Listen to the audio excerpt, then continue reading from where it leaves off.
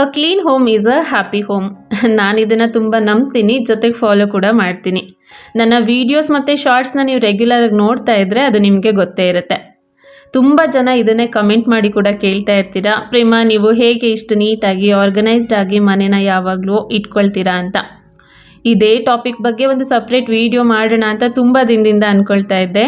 Finally ಆ ವಿಡಿಯೋನ ಇವತ್ತು ಮಾಡ್ತಾ ಇದ್ದೀನಿ. ಅಂದರೆ ನಾನು ನಮ್ಮ ಮನೇನ ಯಾವಾಗಲೂ ನೀಟಾಗಿ ಆರ್ಗನೈಸ್ಡ್ ಆಗಿ ಇಟ್ಕೊಳ್ಳೋದಕ್ಕೆ ಏನು ಮಾಡ್ತೀನಿ ಅನ್ನೋ ಕೆಲವೊಂದು ಟಿಪ್ಸ್ನ ಶೇರ್ ಮಾಡೋದಕ್ಕೆ ಆದಷ್ಟು ಈ ವಿಡಿಯೋನಲ್ಲಿ ಟ್ರೈ ಮಾಡ್ತೀನಿ.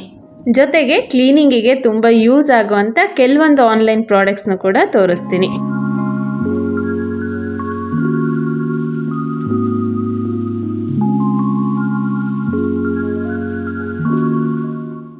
ಹಾಯ್, ನಮಸ್ತೆ ಎಲ್ರಿಗೂ. ಐ ಹೋಪ್ ಎಲ್ಲರೂ ತುಂಬಾ ಚೆನ್ನಾಗಿದ್ದೀರಾ ಅಂತ ಅಂದ್ಕೊಳ್ತೀನಿ. ಹಾಗೆ ಯಾವಾಗಲೂ ಅದೇ ಥರ ಇರಲಿ ಅಂತ ಮನಸ್ಫೂರ್ತಿಯಾಗಿ ಕೇಳ್ಕೊಳ್ತೀನಿ. ಮನೇನ ಕ್ಲೀನಾಗಿ ಇಟ್ಕೋಬೇಕು ಅಂತ 108 ವೀಡಿಯೋಸ್ಗಳನ್ನ ನೋಡೋ ಬದಲು ನಿಮಗೆ ಬೇಕಾಗಿರೋ ಆಲ್ಮೋಸ್ಟ್ ಎಲ್ಲ ಟಿಪ್ಸ್ಗಳು ಕೂಡ ಇದೊಂದೇ ವಿಡಿಯೋನಲ್ಲಿ ಸಿಗೋ ಥರ ಆಗಬೇಕು ಅನ್ನೋದು ನನ್ನ ಆಸೆ. ಸೊ ನಿಮ್ಮೆಲ್ರಿಗೂ ಕೂಡ ಈ ವಿಡಿಯೋ ಖಂಡಿತ ಇಷ್ಟ ಆಗುತ್ತೆ ಅಂತ ಅಂದ್ಕೊಂಡಿದ್ದೀನಿ. ಯೂಶಲ್ ಆಗಿ ನಾವೆಲ್ಲರೂ ಇದನ್ನು ಮಾಡ್ತೀವಿ. ಇದಕ್ಕಿಂತ ಬೆಸ್ಟ್ ಎಕ್ಸಾಂಪಲ್ ಯಾವುದೂ ಇರೋದಕ್ಕೆ ಸಾಧ್ಯನೇ ಇಲ್ಲ ಅಂತ ಅಂದ್ಕೊಳ್ತೀನಿ. ಏನದು ಅಂದರೆ, ನಾವು ಒಂದು ಕಬೋರ್ಡು ಅಥವಾ ಮನೆಯಲ್ಲಿ ಇರೋಂಥ ಯಾವುದೋ ಒಂದು ಪ್ಲೇಸನ್ನು 2 ಅವರ್ ತೊಗೊಂಡು ಕಂಪ್ಲೀಟಾಗಿ ಕ್ಲೀನ್ ಮಾಡಿ ಆರ್ಗನೈಸ್ ಮಾಡಿರ್ತೀವಿ. ಅದು 3ರಿಂದ 4 ದಿನ ಅಥವಾ ಮ್ಯಾಕ್ಸಿಮಮ್ ಅಂದರೆ 1 ವೀಕ್ವರೆಗೂ ನೀಟಾಗಿರುತ್ತೆ. ಏನಂತೀರಾ?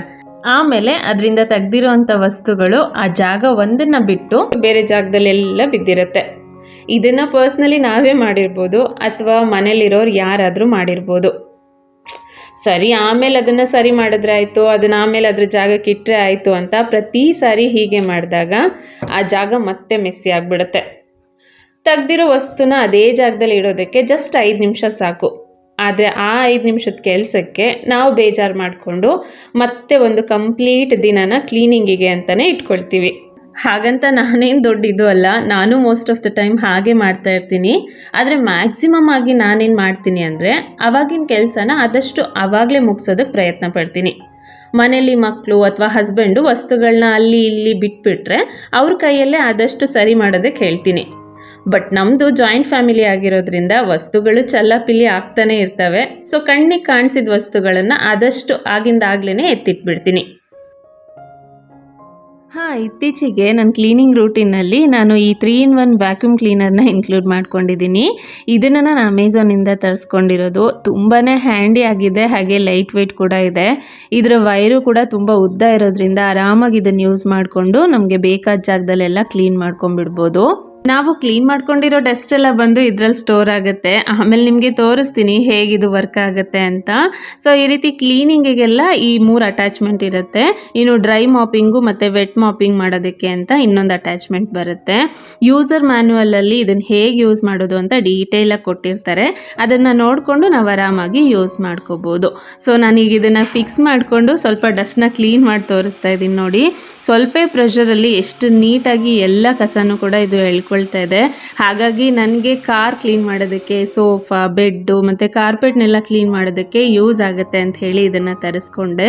ಆಲ್ಮೋಸ್ಟ್ ಎಲ್ಲ ಡಸ್ಟು ಕೂಡ ಇದರಲ್ಲಿ ಸ್ಟೋರ್ ಆಗುತ್ತೆ.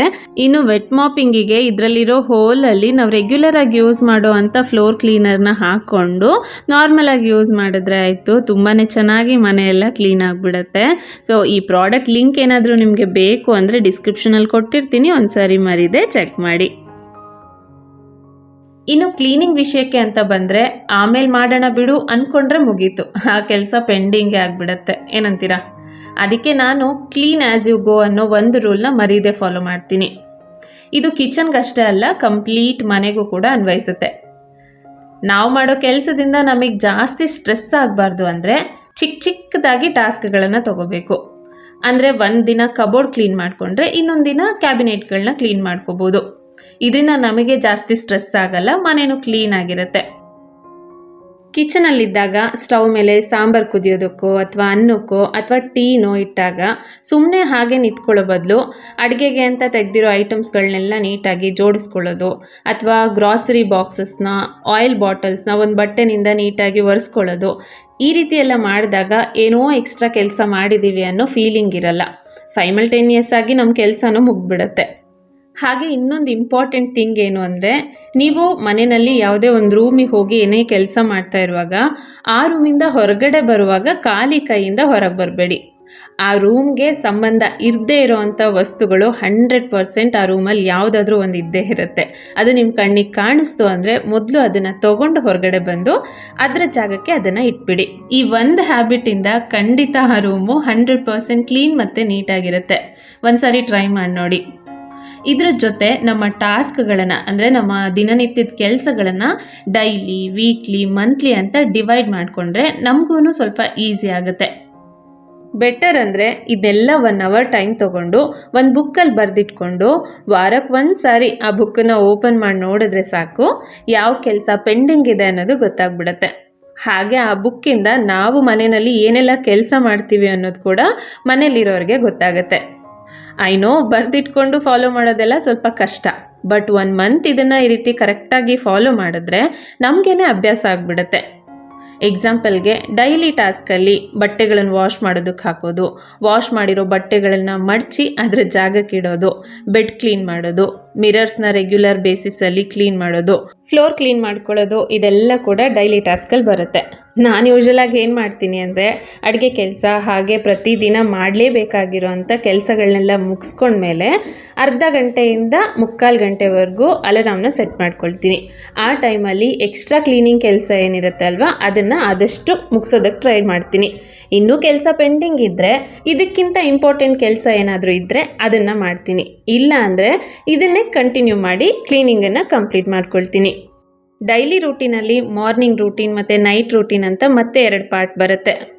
ಐ ನೋ ವರ್ಕಿಂಗ್ ವುಮೆನ್ಸಿಗೆ ಇದೆಲ್ಲ ತುಂಬಾ ಕಷ್ಟ ಆಗುತ್ತೆ, but daily morning 15 minutes, night 15 minutes ಕ್ಲೀನಿಂಗಿಗೆ ಅಂತಲೇ ಇಟ್ಕೊಂಡ್ರೆ ಮನೆ ಎಷ್ಟು ಪ್ರಶಾಂತವಾಗಿರುತ್ತೆ ಗೊತ್ತಾ. ಇನ್ನು ವೀಕ್ಲಿ ಕ್ಲೀನಿಂಗಲ್ಲಿ ಫ್ರಿಜ್ಜು, ವಾಷಿಂಗ್ ಮಿಷನ್ನ ಕ್ಲೀನ್ ಮಾಡ್ಕೊಳ್ಳೋದು, ಡಸ್ಟಿಂಗ್ ಮಾಡ್ಕೊಳ್ಳೋದು, ಬಾತ್ರೂಮ್ನ ಕ್ಲೀನ್ ಮಾಡ್ಕೊಳ್ಳೋದು, ಬೆಡ್ಶೀಟ್ ಚೇಂಜ್ ಮಾಡೋದು, ಕರ್ಟನ್ಸ್ಗಳನ್ನು ಚೇಂಜ್ ಮಾಡ್ಕೊಳ್ಳೋದು, ಇದೆಲ್ಲ ಕೂಡ ಬರುತ್ತೆ. ಇದನ್ನೆಲ್ಲ ಒಂದೇ ವೀಕೆಂಡಲ್ಲಿ ಮಾಡಬೇಕು ಅಂತ ಏನಿಲ್ಲ. ಒಂದು ವೀಕೆಂಡ್ ಯಾವುದಾದ್ರೂ ಕೆಲಸ ಸ್ಕಿಪ್ ಆದರೆ ನೆಕ್ಸ್ಟ್ ವೀಕೆಂಡ್ ಅದನ್ನು ಮಾಡಿಕೊಂಡ್ರೆ ಆಯಿತು. ಒಟ್ಟಿನಲ್ಲಿ ಬಿಡಬಾರ್ದಷ್ಟೇ. ಈ ಪ್ರೋಸೆಸ್ ಒಂದು ಸಾರಿ ಅಭ್ಯಾಸ ಆಗಿಬಿಟ್ರೆ ನೆಕ್ಸ್ಟ್ ನಮಗೆ ಗೊತ್ತಾಗುತ್ತೆ ಯಾವ ಕೆಲಸ ಯಾವಾಗ ಮಾಡ್ಕೋಬೇಕು, which is in pending, which can be skipped ಅಂತ. ಇನ್ನು ಮಂತ್ಲಿ ಕ್ಲೀನಿಂಗಲ್ಲಿ ಯಾವೆಲ್ಲ ತಿಂಗಳಲ್ಲಿ 1 ಸಾರಿ ಮಾಡಿದ್ರೆ ಸಾಕು ಅನಿಸುತ್ತೋ ಅಂಥದ್ದನ್ನೆಲ್ಲ ಕೂಡ ನಾವು ಮಂತ್ಲಿ ರೂಟೀನಲ್ಲಿ ಮಾಡ್ಕೋಬೋದು. ಬಟ್ ಡೈಲಿ ಮಾರ್ನಿಂಗ್ ಮತ್ತು ಈವ್ನಿಂಗ್ ರೂಟೀನ್ನ ಕಂಪಲ್ಸರಿಯಾಗಿ ಮಾಡಲೇಬೇಕು. ಬಟ್ ವೀಕ್ಲಿ ಮತ್ತು ಮಂತ್ಲಿ ಕ್ಲೀನಿಂಗನ್ನು ನಾವು ಸ್ಕಿಪ್ ಕೂಡ ಮಾಡ್ಕೋಬೋದು. ಅಂದರೆ ಈ ಸಾರಿ ಕರ್ಟನ್ಸ್ ಚೆನ್ನಾಗಿದ್ದರೆ ಅದನ್ನು ಸ್ಕಿಪ್ ಮಾಡಿಕೊಂಡು ನೆಕ್ಸ್ಟ್ ವೀಕಲ್ಲಿ ಮಾಡ್ಬೋದು. ಬಟ್ ಬೆಡ್ಶೀಟ್ನ ಮಾತ್ರ ತಪ್ಪದೆ ವೀಕ್ಲಿ 1 ಸಾರಿ ಚೇಂಜ್ ಮಾಡಲೇಬೇಕು. ಇನ್ನು ಈ ತಿಂಗಳು ಗ್ರಾಸರಿ ಇನ್ನೂ ಇದೆನಾ, ಹಾಗಿದ್ರೆ ನೆಕ್ಸ್ಟ್ ವೀಕಲ್ಲಿ ಅದನ್ನು ಸ್ಟೋರ್ ಮಾಡ್ಕೋಬೋದು. We will get use to those tasks ಅಲ್ವಾ. ಹಾಗೆ ನಮ್ಮ ಕೆಲಸಗಳನ್ನು ಸಗ್ರಿಗೇಟ್ ಮಾಡಿಕೊಂಡಾಗ ಕಿಚನ್ ಟಾಸ್ಕ್ನಷ್ಟೇ ಸಪ್ರೇಟಾಗಿ ಇಟ್ಕೋಬೇಕು. ಯಾಕಂದರೆ ಅದೇ ಒಂದು ಬೇರೆ ಪ್ರಪಂಚ. ಈ ಜಾಗದಲ್ಲಿ ಅದೆಷ್ಟು ಕೆಲಸಗಳನ್ನು ಮಾಡಿರ್ತೀವಿ, ಅದೆಷ್ಟು ವೆರೈಟಿ ಅಡುಗೆಗಳನ್ನು ಮಾಡಿರ್ತೀವೋ ಗೊತ್ತಿಲ್ಲ ಅಲ್ವಾ. ಅದಕ್ಕೇ ನಾನು ನನ್ನ ಕಿಚನ್ ಟೂರಲ್ಲಿ ಕಿಚನನ್ನು ಹಾರ್ಟ್ ಆಫ್ ದ ಹೋಮ್ ಅಂತ ಹೇಳಿರೋದು. ಇಲ್ಲಿ ಅದೆಲ್ಲ ಅಡುಗೆಗಳನ್ನು ಮಾಡಿದಾಗ ಅಫ್ಕೋರ್ಸ್ ಜಿಡ್ಡಂತೂ ತುಂಬಾ ಆಗಿರುತ್ತೆ ಅಲ್ವಾ. ಸೊ ಅದನ್ನೆಲ್ಲ ಕ್ಲೀನ್ ಮಾಡ್ಕೊಳ್ಳೋದಕ್ಕೆ ನಮಗೆ ಸ್ವಲ್ಪ ಜಾಸ್ತಿನೇ ಟೈಮ್ ತೊಗೊಳುತ್ತೆ. ಅದಕ್ಕೆ ತಕ್ಕಂತೆ ನಾವು ಕಿಚನ್ ಕ್ಲೀನಿಂಗನ್ನು ಪ್ಲ್ಯಾನ್ ಮಾಡ್ಕೋಬೇಕು. ಸರಿ, ನಾವೇನೋ ಕ್ಲೀನ್ ಮಾಡ್ಕೊಂಡಿದ್ದೀವಿ, ಕರೆಕ್ಟಾಗಿ ಪ್ಲ್ಯಾನ್ ಕೂಡ ಮಾಡ್ಕೊಂಡಿದ್ದೀವಿ, ಓಕೆ. ಆದರೆ ಅದು ಕರೆಕ್ಟಾಗಿ ಎಕ್ಸಿಕ್ಯೂಟ್ ಆಗಬೇಕು ಅಂದರೆ ಮನೆಯಲ್ಲಿರೋರು ಎಲ್ಲರೂ ಸಪೋರ್ಟ್ ಕೂಡ ಬೇಕೇ ಬೇಕು. ಮನೆಯಲ್ಲಿ ಒಬ್ಬಳು ಮಾತ್ರ ಅದೆಷ್ಟು ಕೆಲಸ ಅಂತ ಮಾಡೋದಕ್ಕಾಗುತ್ತೆ ಅಲ್ವಾ. ಮನೆ ನೀಟಾಗಿ ಆರ್ಗನೈಸ್ಡ್ ಆಗಿ ಕ್ಲೀನಾಗಿ ಇರಬೇಕು ಅಂದರೆ ಮನೆಯಲ್ಲಿರೋ ಬೇರೆಯವ್ರಿಗೂ ಆ ನೀಟ್ನೆಸ್ ಅಭ್ಯಾಸ ಮಾಡಿಸ್ಬೇಕು. ಅವರಿಗೆ ಅಭ್ಯಾಸ ಮಾಡಿಸ್ಬೇಕು ಅಂದರೆ you need to be strict. 1 ಸಾರಿ ಹೇಳಿದ್ರೆ ಸಾಕಾಗ್ತಿಲ್ಲ ಅಂದರೆ 100 ಸಾರಿ ಹೇಳಿ ಅವರಿಗೆ ಅದನ್ನು ಅರ್ಥ ಮಾಡಿಸಿ. ಆಗ ಸ್ಲೋ ಆಗಿ ಅವರಿಗೇನೆ ಅದೆಲ್ಲ ಅಭ್ಯಾಸ ಆಗುತ್ತೆ. ಚಿಕ್ಕ ಪುಟ್ಟ ಕೆಲಸಗಳನ್ನು ಹಸ್ಬೆಂಡ್ಗೆ, ಎಸ್ಪೆಷಲಿ ಮಕ್ಕಳಿಗೆ ಅಲಾಟ್ ಮಾಡಬೇಕು. ಹಸ್ಬೆಂಡ್ ಮಾಡಲ್ಲ ಬಿಟ್ಬಿಡಿ, ನಾವು ಅವರನ್ನು ಚೇಂಜ್ ಮಾಡೋದಕ್ಕೆ ಸಾಧ್ಯನೇ ಇಲ್ಲ. ಬಟ್ ಮಕ್ಕಳ ಹತ್ರ ತಪ್ಪದೆ ಮಾಡಿಸ್ಬೇಕು. ಸ್ಟ್ರಿಕ್ಟ್ ಆಗಲ್ಲ, ಏನೋ ಫನ್ ಥರ ಅವ್ರನ್ನ ಮೋಟಿವೇಟ್ ಮಾಡಿ ಮಾಡಿಸಿದ್ರೆ ಅವ್ರು ಖಂಡಿತ ಮಾಡ್ತಾರೆ. ಆ್ಯಂಡ್ ಮೇಯ್ನಾಗಿ ಇದು ನಮ್ಮ ಕರ್ತವ್ಯ. ಆ್ಯಸ್ ಎ ಮದರ್ ನಾವು ನಮ್ಮ ಮಕ್ಕಳಿಗೆ ಇದನ್ನೆಲ್ಲ ಹೇಳ್ಕೊಡ್ಲೇಬೇಕು. ನನ್ನ husband weekly once or 15 days once ನಾನು ಬ್ಯುಸಿಯಾಗಿದ್ದರೆ ಬಾತ್ರೂಮ್ ಕ್ಲೀನಿಂಗ್ ಎಲ್ಲ ಅವರೇ ಮಾಡಿಬಿಡ್ತಾರೆ. ಇನ್ನು ಸೋಫಾ ಕ್ಲೀನಿಂಗು, ಗಿಡಗಳಿಗೆ ನೀರು ಹಾಕೋದು ನನ್ನ ದೊಡ್ಡ ಮಗನ ಕೆಲಸ. ಇನ್ನು ಮನೆ ಕೆಲಸದಲ್ಲಿ ಅತ್ತೆ ನನಗೆ ಹೆಲ್ಪ್ ಮಾಡ್ತಾರೆ. ಸೊ ಈ ರೀತಿ ನಮ್ಮ ಮನೆಯಲ್ಲಿ ಕೆಲಸಗಳನ್ನು ಡಿವೈಡ್ ಮಾಡಿಕೊಂಡು ಮಾಡ್ತೀವಿ. ನೆಕ್ಸ್ಟ್ ಇನ್ನೊಂದು ಇಂಪಾರ್ಟೆಂಟ್ ಪಾಯಿಂಟ್ ಏನು ಅಂದರೆ 2ರಿಂದ 3 ತಿಂಗಳಿಗೆ ಒಂದ್ಸಾರಿ ಮನೆಯಲ್ಲಿ ಅನಾವಶ್ಯಕವಾಗಿ ಯೂಸ್ ಏನೂ ಆಗ್ತಾನೆ ಇಲ್ಲ ಅನ್ನೋಂಥ ವಸ್ತುಗಳನ್ನು ತೆಗೆದುಬಿಡಬೇಕು. ಮನೆಯಲ್ಲಿ ಖಚಿತವಾಗಿ ಒಂದು ಪ್ಲೇಸ್ ಇದ್ದೇ ಇರುತ್ತೆ, ಇಲ್ಲಿ ಅವಶ್ಯಕತೆ ಇಲ್ಲದೆ ಇರೋಂಥ ವಸ್ತುಗಳೇ ಜಾಸ್ತಿ ಇರುತ್ತೆ. ಅವನ್ನೆಲ್ಲ ತೆಗೆದು ಆ ಜಾಗನ ಕ್ಲೀನ್ ಮಾಡಿ ನಿಮಗೆ ಬೇಕಾಗಿರೋ ಥರ ಜೋಡಿಸ್ಕೊಂಡ್ಬಿಡಿ. ಇದರಿಂದ ದೀಪಾವಳಿಗೆ, ಯುಗಾದಿಗೆ ಅಂತ ಹಬ್ಬಕ್ಕೆ ಕ್ಲೀನ್ ಮಾಡ್ಕೊಳ್ಳೋದು ಏನೂ ಇರೋದಿಲ್ಲ. ಏನು ಪ್ರೇಮ ಒಂದು ದೊಡ್ಡ ಲಿಸ್ಟನ್ನೇ ಹೇಳಿಬಿಟ್ರಿ, ಇದನ್ನೆಲ್ಲ ಹೇಳೋದಕ್ಕೆ ಕೇಳೋದಕ್ಕೆ ಚೆನ್ನಾಗಿರುತ್ತೆ ಅಂತ ನೀವು ಅನ್ಕೋಬೋದು. ಬಟ್ ರೆಗ್ಯುಲರ್ ಆಗಿ ನೀವು ಇದನ್ನೆಲ್ಲ ಮಾಡ್ತಾ ಬಂದರೆ ನಿಮಗೇನೆ ಅಭ್ಯಾಸ ಆಗಿಬಿಡುತ್ತೆ. ನಮಗೆ ಗೊತ್ತಿಲ್ಲದೇ ನಾವು ಇದನ್ನೆಲ್ಲ ಮಾಡ್ತಾ ಹೋಗ್ಬಿಡ್ತೀವಿ. ಯಾಕಂದರೆ ನಾವೆಲ್ಲ ಇದನ್ನೆಲ್ಲ ಒಂದೇ ದಿನದಲ್ಲೇ ಮಾಡಲ್ಲ ಅಲ್ವಾ, ವರ್ಕೌಟ್ ಡಿಸ್ಟ್ರಿಬ್ಯೂಟ್ ಆಗ್ತಾನೆ ಇರುತ್ತೆ. ನೀವು ಒಂದು ಸಾರಿ ಈ ಥರ ಟ್ರೈ ಮಾಡಿ ನೋಡಿ, ಆಮೇಲೆ ಪ್ರೇಮ ನೀವು ಹೇಳಿದ್ದು ಕರೆಕ್ಟು, ನಾವೀಗ ತುಂಬ ಚೆನ್ನಾಗಿ ಮನೇನ ಮ್ಯಾನೇಜ್ ಮಾಡ್ತಾ ಇದ್ದೀವಿ ಅಂತ ಕಮೆಂಟ್ ಮಾಡ್ತೀರಾ. ನಿಮಗೆ ಗೊತ್ತಾ, ನಾನು ಮೊದಲು ಇದನ್ನೆಲ್ಲ ಫಾಲೋ ಮಾಡ್ತಿರ್ಲಿಲ್ಲ. ನಾನು ರೆಗ್ಯುಲರ್ ಆಗಿ ಫಾಲೋ ಮಾಡುವಂಥ ಇನ್ಫ್ಲುಯೆನ್ಸರ್ಸು ಮತ್ತು ಯೂಟ್ಯೂಬರ್ಸ್ನೆಲ್ಲ ನೋಡೇ ಕಲ್ತಿದ್ದು. ಮೊದಲು ನಾನು ಅವ್ರನ್ನೆಲ್ಲ ನೋಡಿದಾಗ ಯಪ್ಪ ಇದೆಲ್ಲ ನನ್ನ ಕೈಯಲ್ಲಿ ಆಗಲ್ಲ ಅನ್ನಿಸ್ತಾ ಇತ್ತು. ಬಟ್ ಮಾಡ್ತಾ ನನಗೇನೆ ಅಭ್ಯಾಸ ಆಯಿತು. ಯೂಶಲಾಗಿ ನಾವೇನು ಮಾಡ್ತೀವಿ ಗೊತ್ತಾ, ಈ ರೀತಿ ಜಸ್ಟ್ ಪ್ರತಿದಿನ ಅರ್ಧ ಗಂಟೆ ಟೈಮ್ ಕೊಡೋ ಬದಲು ಒಂದು ದಿನ ಪೂರ್ತಿಯಾಗಿ ಕ್ಲೀನಿಂಗಿಗೆ ಅಂತ ಇಟ್ಕೊಂಡ್ಬಿಡ್ತೀವಿ. ನನ್ನ ಎಕ್ಸ್ಪೀರಿಯನ್ಸ್ ಪ್ರಕಾರ ಈ ರೀತಿ ಒಂದು ರೂಟೀನನ್ನು ಫಿಕ್ಸ್ ಮಾಡಿಕೊಂಡ್ರೆ ಅರ್ಧ ಗಂಟೆನಲ್ಲಿ ಆಗುವಂಥ ಕೆಲಸ 15 ನಿಮಿಷದಲ್ಲಿ ಆಗಿಬಿಡುತ್ತೆ ಗೊತ್ತಾ. ಇದ್ರ ಜೊತೆ ಮನೆಯಲ್ಲಿ ಪ್ರತಿಯೊಂದು ವಸ್ತುಗೂ ಕೂಡ ಒಂದು ಪರ್ಟಿಕ್ಯುಲರ್ ಪ್ಲೇಸ್ ಅಂತ ಕೊಡಬೇಕು. ಎಕ್ಸಾಂಪಲ್ಗೆ ಒಂದು ಸಣ್ಣ ಗುಂಡು ಪಿನ್ನು ಅಥವಾ ಒಂದು ರಬ್ಬರ್ ಆಗಿರ್ಬೋದು. ಇದಕ್ಕೆ ನಾವು ಪರ್ಟಿಕ್ಯುಲರ್ ಒಂದು ಪ್ಲೇಸ್ ಅಂತ ಕೊಟ್ಟಾಗ ಮಾತ್ರ ಐಟಮ್ಸ್ಗಳು ಇಟ್ಟಲ್ಲೇ ಇರ್ತವೆ. ಈ ರೀತಿ ಮಾಡಿದಾಗ ಮನೆ ತುಂಬ ದಿನದವರೆಗೂ ನೀಟಾಗಿ, ಕ್ಲೀನಾಗಿ, ಆರ್ಗನೈಸ್ಡ್ ಆಗಿರುತ್ತೆ. I guarantee you. Home making ಅನ್ನೋದು ಒಂದು ಟಾಸ್ಕ್ ಅಲ್ಲ, ಇದು ಒಂದು ಜರ್ನಿ. ಇವತ್ತು ಮಾಡಿದ್ವಿ ಮುಗೀತು, ನಾಳೆ ಮಾಡೋ ಹಾಗಿಲ್ಲ ಅನ್ನೋದು ಇಲ್ಲಿ ಬರೋದೇ ಇಲ್ಲ. ಒಂದು ಕಂಟಿನ್ಯೂಯಸ್ ಪ್ರೋಸೆಸ್ ಇದು. ಈ ಪ್ರೋಸೆಸ್ಸಲ್ಲಿ ನಮಗೆ ಕೆಲವೊಂದು ಸಾರಿ ಬೇಜಾರಾಗುತ್ತೆ, ಸುಸ್ತಾಗುತ್ತೆ. ಎಸ್ ಅಫ್ಕೋರ್ಸ್ ಇದಾಗಲೇಬೇಕು, ಯಾಕಂದರೆ ನಾವು ರೋಬೋಟ್ಗಳಲ್ಲ ಅಲ್ವಾ. ಬೇಜಾರಾದಾಗ ಅವತ್ತೊಂದಿನ ಬಿಟ್ಟು ನೆಕ್ಸ್ಟ್ ಡೇ ಮತ್ತೆ ನಾವು ಇದನ್ನೆಲ್ಲ ಕಂಟಿನ್ಯೂ ಮಾಡ್ಕೋಬೋದು. ಹೌದು, ಇದನ್ನೆಲ್ಲ ಮಾತಾಡ್ತಾ ಮರ್ತೇ ಹೋಯಿತು. ಕ್ಲೀನಿಂಗಿಗೆ ನಾನು ಯೂಸ್ ಮಾಡುವಂಥ ಪ್ರಾಡಕ್ಟ್ಸ್ಗಳನ್ನು ತೋರಿಸ್ತೀನಿ ಅಂತ ಹೇಳಿದೆ ಅಲ್ವಾ, ಅದರಲ್ಲಿ ಈ ಮಾಪ್ ಒಂದು. ಇದು ಒಂದರಿಂದ ನಾವು ಗೋಡೆಗಳನ್ನ ಹಾಗೆ ಫ್ಯಾನ್ಗಳನ್ನೆಲ್ಲ ಈಸಿಯಾಗಿ ಕ್ಲೀನ್ ಮಾಡ್ಕೋಬೋದು. ಮನೆಯಲ್ಲಿ ಕೈಗೆ ಎಟಕದೇ ಇರೋವಂಥ ಜಾಗಗಳು ಅದೆಷ್ಟಿರುತ್ತೆ ಅಲ್ವಾ, ಅಲ್ಲೆಲ್ಲ ಕೂಡ ಇದನ್ನು ಯೂಸ್ ಮಾಡ್ಕೋಬೋದು. ನನಗೆ ಇಯರ್ಲಿ ಕ್ಲೀನಿಂಗಲ್ಲಿ ಈ ಪ್ರಾಡಕ್ಟ್ ತುಂಬಾ ಯೂಸ್ ಆಗುತ್ತೆ. ನನ್ನ ಹಸ್ಬೆಂಡ್ ಸಪೋರ್ಟ್ ಇಲ್ಲದೆ ಹಾಗೆ ಯಾವುದೇ ಲ್ಯಾಡರ್ ಸಪೋರ್ಟ್ ಇಲ್ಲದೇ ಆರಾಮಾಗಿ ಮನೆಯೆಲ್ಲ ಇದರಿಂದ ಕ್ಲೀನ್ ಮಾಡ್ಕೊಂಡ್ಬಿಡ್ತೀನಿ. ಹಾಗೆ ಡೈಲಿ ಕ್ಲೀನಿಂಗಿಗೆ ನಾನು ಇದನ್ನು ರೆಗ್ಯುಲರ್ ಆಗಿ ಯೂಸ್ ಮಾಡ್ತೀನಿ. ಆಲ್ಮೋಸ್ಟ್ 2 ವರ್ಷದಿಂದನೇ ಯೂಸ್ ಮಾಡ್ತಾ ಇದ್ದೀನಿ ಅಂತ ಹೇಳ್ಬೋದು.